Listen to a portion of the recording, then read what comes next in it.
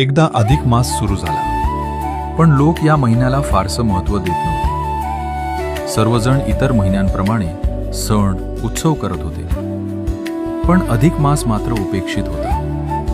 त्यामुळे अधिक मास दुःखी झाला आणि भगवान विष्णूंना जाऊन म्हणाला, देवा, सगळ्यांना मान आहे, पण मला कोणी विचारत नाही. भगवान विष्णूंनी त्याला आशीर्वाद दिला, तू आता पुरुषोत्तम मास म्हणून ओळखला जाशील. जो भक्त या महिन्यात श्रद्धेने पूजा, जप आणि व्रत करेल, त्याच्या जीवनातील संकट दूर होतील. अधिक मासात केलेली खरी भक्ती कधी वाया जात नाही.